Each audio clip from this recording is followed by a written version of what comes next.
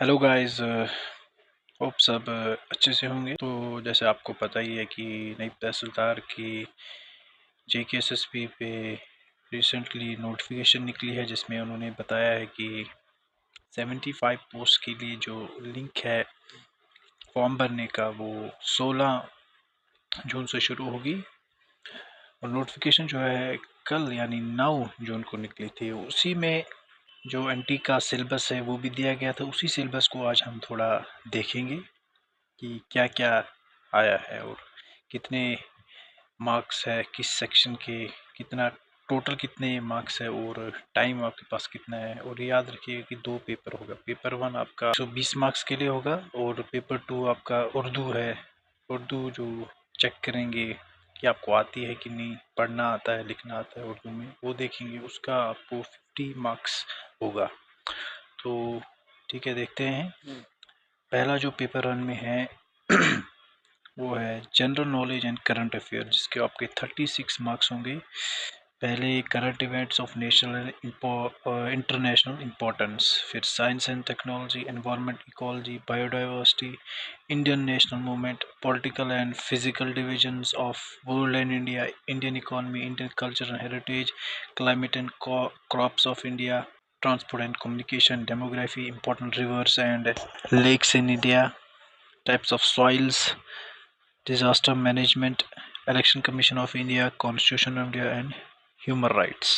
जो दूसरा सेक्शन है वो है general knowledge with special reference to JNK UT। ये आपका 24 मार्क्स का है। पहला 36 का था, ये 24 का है। इसमें क्या क्या है? History, economy and culture, geography, weather, climate, crops, soils, means of transport, flora and fauna, river and lakes, important tourist destination।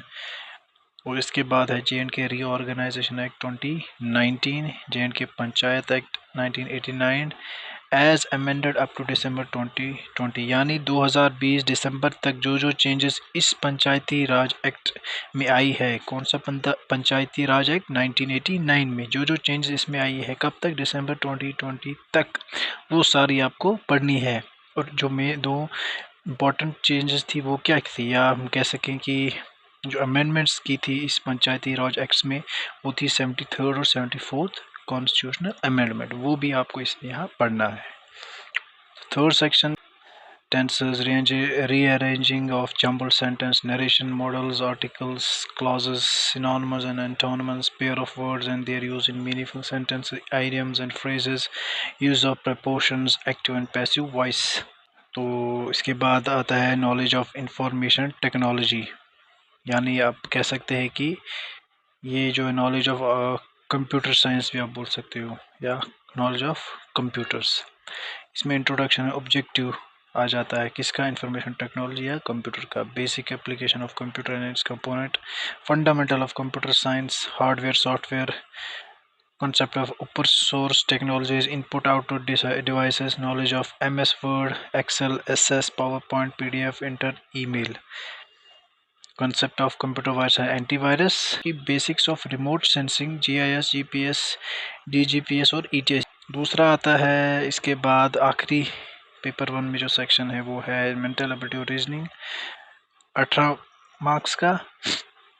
Number series, letter series, coding, decoding, direction sense, blood relation, statement and conclusion, logical reasoning, mental, mensuration. Mensuration में पता ही है क्या क्या है? Area triangle का, square का, rectangle, rhombus, trapezium, circle, right of circle, cylinder.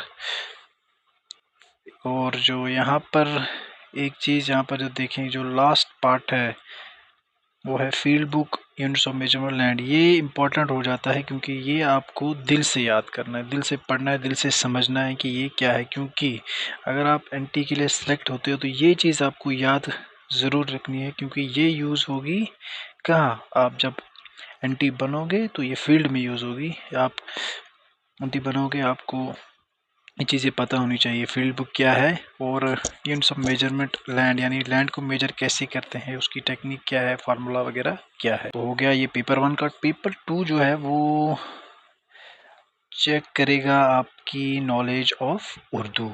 ठीक है, जो ये लिखा गया है exam intends to check the working knowledge of Urdu, यानी वो चेक करेंगे कि कैंडिडेट जो एग्ज़ाम दे रहा है उसको उर्दू आती है या नहीं, उसको पढ़ना आता है उर्दू में और लिखना आता है कि नहीं।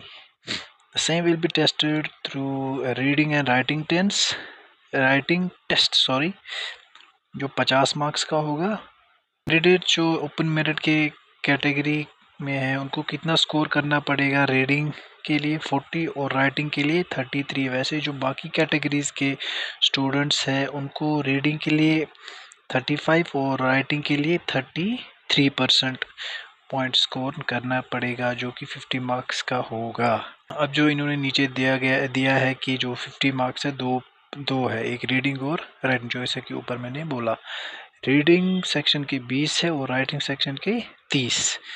रीडिंग क्या करना है कि आपको सवाल दिए गए और आपको उसका जवाब देना है और ये पैसेज टाइप होगा। दूसरा जो इसमें है राइटिंग सेक्शन के 30 मार्क्स, ये 3 पार्ट्स में होगा।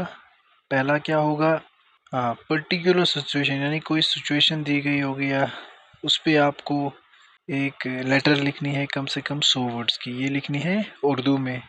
दूसरी है एक पैसेज, 2 पैसेज होगी, एक इंग्लिश में दूसरी उर्दू में। आपको ट्रांसलेट करना है, या तो इंग्लिश से उर्दू में करना है या उर्दू से इंग्लिश में, मर्जी आपकी। ऑप्शंस दिए गए होंगे, वो भी 10 मार्क का, पहला भी 10, दूसरा भी और तीसरा भी। तीसरा ये है कि एक ऐसे लिखना है आपको 100 वर्ड्स का, लेकिन ये जो ऐसे है इसका टॉपिक जो है वो आप खुद चूज़ करेंगे। सो ये आपको ऑप्शन दिया गया है कि आप ये 10 पॉइंट जेब में रख सकते हो। You can prepare it at home.